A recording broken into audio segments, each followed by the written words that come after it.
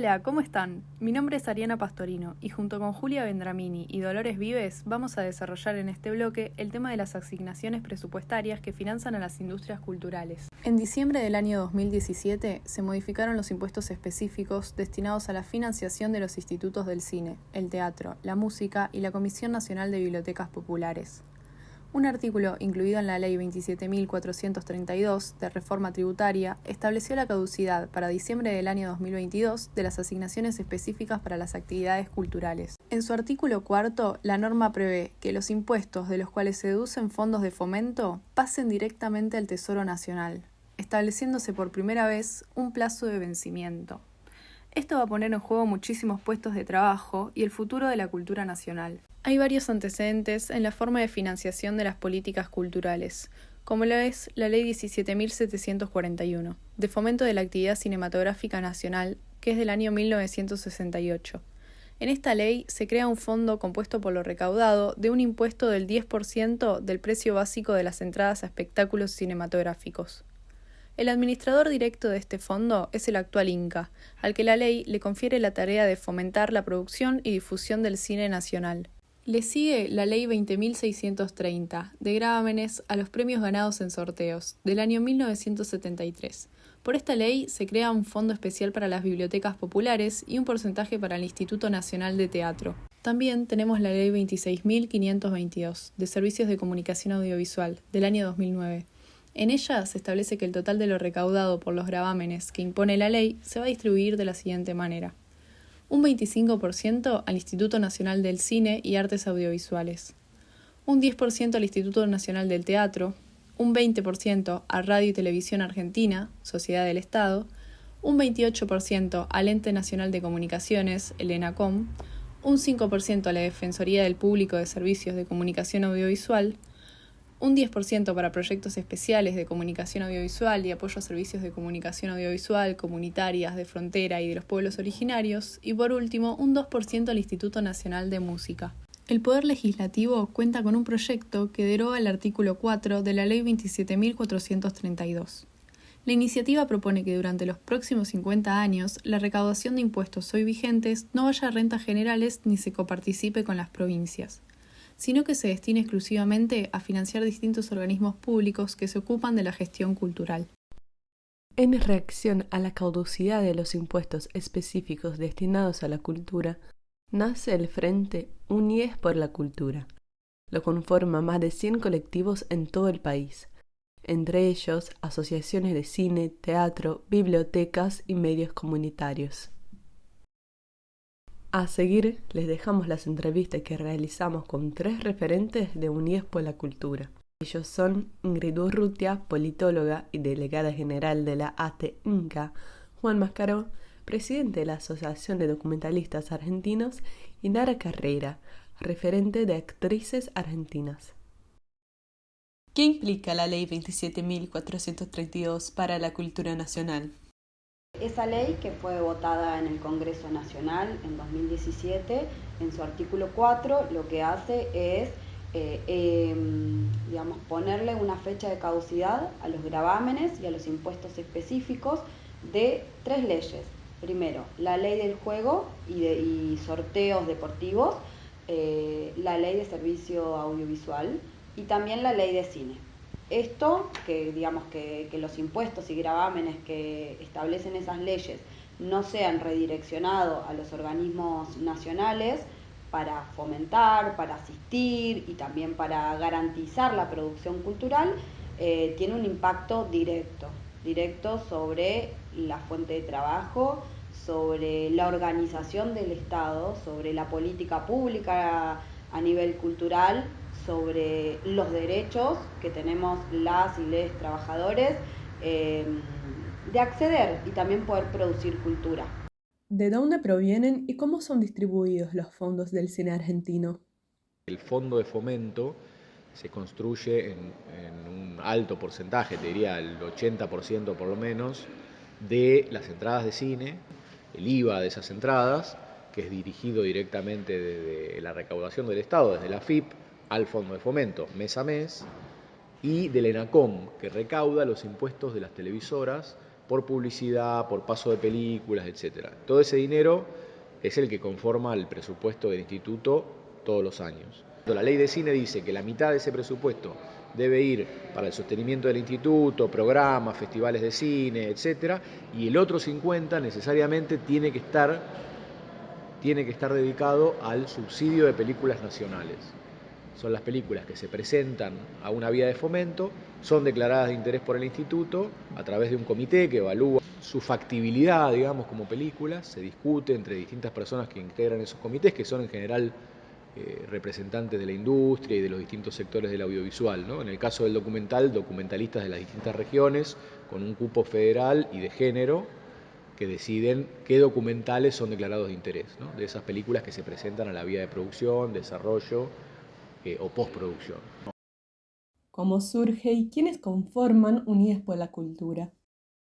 Nosotros venimos luchando por el tema de la caducidad, por lo menos desde el 2018, cuando nos enteramos al año siguiente, de diciembre de 2017, que fue cuando eso se votó en el Congreso, que se había puesto una fecha límite a la asignación de recursos para los fondos de cultura, ¿no? Cuando tuvimos la información esa, empezamos a militar el tema para evitar la caducidad. Nunca nos hubiéramos imaginado que íbamos a llegar a 6 meses, casi 6 meses de esa fecha, todavía luchando para que diputados revierta esa situación, ¿no? Diputados y senadores. Cuando vino el cambio del gobierno, en el 2019, hubo, yo diría, una gran planchada, así, un parate, bajo la expectativa de que la nueva gestión iba a solucionar sola esta cuestión, ¿no? Fue muy grande la decepción porque no solo en el campo de evitar la caducidad, sino en la implementación misma del fomento, el recorte, el ajuste y el desguace en algunos casos se notó en muchos ámbitos. En el caso del instituto no se puso todo el dinero que estaba obligado a hacer por ley. Puenzo asume en diciembre del 2019 y ahí se subejecutaron casi la tercera parte de los fondos para fomento. Con el tiempo se vio viendo que no pasaba nada, eso fue una bomba que explotó ahora en abril de este año, donde se reclamó directamente la renuncia de Puenzo, ¿no? El año pasado, Unides por la Cultura, que en ese momento se llamaba Unides por el Cine, nos convoca como actrices a participar de esta lucha por la no caducidad y empezamos a generar reuniones, a ver qué se hacía. Sobre finales del año pasado se empezaron a sumar otras colectivas, bibliotecas, medios comunitarios, músicos y músicas, también diciéndole los teatristas, informando, porque además también lo que sucede, que es lo que reclamamos mucho, yo no sé qué pasa con el sindicato de cine, pero con el de actores y con los institutos, el Instituto Nacional de Teatro, el Instituto Nacional de Música, tardaron un montón en sacar un comunicado, en decir, estamos preocupados por esta situación, nos vamos a quedar sin fondos, pero además fondos que representan para el cine el 80% de sus ingresos, para el teatro y la música y los medios comunitarios el 90%, y para las bibliotecas el 100% de sus ingresos. ¿Qué propone el proyecto presentado por Pablo Carro con apoyo de Unidas por la Cultura? Esta ley lo que plantea es, bueno, si es que desde 1994 con la reforma constitucional se establece que todos los impuestos o asignaciones específicas tienen que tener una fecha de terminalidad, bueno, que esa fecha sea en 50 años. Como ejemplo, porque la verdad es que hay otros impuestos, como el impuesto al tabaco, que tiene una prórroga de 99 años. Y bueno, un poco ahí también todo el sector empezamos a ver que, bueno, hay intereses a los que intereses no solo económicos y de las corporaciones, sino también qué lugar ocupa la cultura y cómo también el poder político responde a esta necesidad que es muy importante y que es un derecho. No lo digo yo, no es que lo decimos un grupo reducido de trabajadores, sino que lo dice nuestra Constitución, lo dice la UNESCO. La posibilidad de acceder a la cultura es algo que tiene que estar garantizado por todos los gobiernos democráticos. ¿Cómo debe seguir la articulación del colectivo y a qué apuntan? Esto de la caducidad hizo emerger un montón de otras problemáticas, que no son solamente seguir teniendo dinero para hacer el cine, sino cómo se reparte, cómo se muestra el cine, que no lo está viendo hoy gran parte del público, porque no se respeta la cuota de pantalla, porque no hay cuota de pantalla en las plataformas, porque los circuitos de salas estatales están prácticamente desguazados, sin recursos, sin difusión del cine. La gente no se entera que las películas existen, entonces no puede ir a verlas. No alcanza con que exista el cinear. Eso tiene que llegar, como estaban comentando hoy los compañeros en la asamblea, a mucha más gente, ¿no? Y de manera muy masiva. Una propuesta que le estamos haciendo al instituto es que haya spots de estrenos de películas en la TV pública, por ejemplo, que es un canal que llega a todo el país, o los canales privados también, que tengan que destinar una cuota de pantalla a la promoción del cine, para que eso lo vea mucha más gente, ¿no? Entonces ahí hay una cantidad de temas que están pendientes y son inherentes a la subsistencia del fomento, porque el fomento siempre va a estar en riesgo si no es fuerte.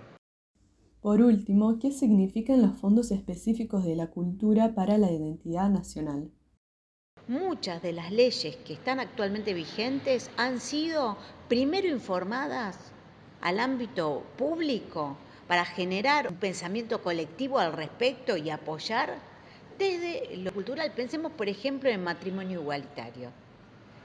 ¿Cómo fue que la gente que no tenía la experiencia cercana por tener a alguien conocido, un familiar, se enteró que una historia de amor podía ser entre dos personas del mismo género?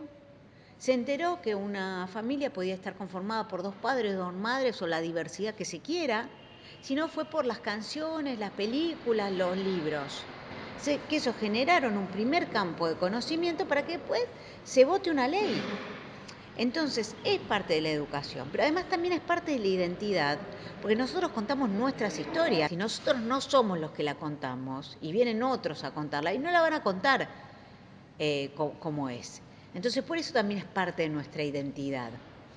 Y los fondos representan la garantía de que eso sea así, de que uno pueda explayarse en una investigación sobre la cultura wichi o sobre lo que pasó con un pueblo en específico chiquito, y me interesa contarlo porque yo viví en ese pueblo. Y entonces lo relato. Eso te lo garantiza los fondos, que vos presentás el proyecto y te dicen, sí, esto por ahí no es masivo, pero garantizamos que exista. El miércoles 15 de junio de este año se logró media sanción para la prórroga de las asignaciones específicas para las industrias e instituciones culturales por 50 años. El proyecto fue presentado por el diputado nacional Pablo Carro y se aprobó en general y en particular. En general, con 132 votos afirmativos, 5 negativos y 92 abstenciones. Y en particular, con 132 votos afirmativos, 29 negativos y 63 abstenciones. La cultura argentina requiere de los recursos para poder producir sus creaciones, para que circulen y para que se difundan. Sin las asignaciones específicas, no hay posibilidad de sostener ni al cine nacional, ni a los músicos locales, ni a los teatros independientes, las radios comunitarias o las bibliotecas populares. Con la prórroga de 50 años, tenemos la posibilidad de avanzar en un cine que sea independiente, federal, inclusivo y con una perspectiva de género. Nuestra soberanía audiovisual y cultural pasa por el derecho de nuestro pueblo a contar su propia historia.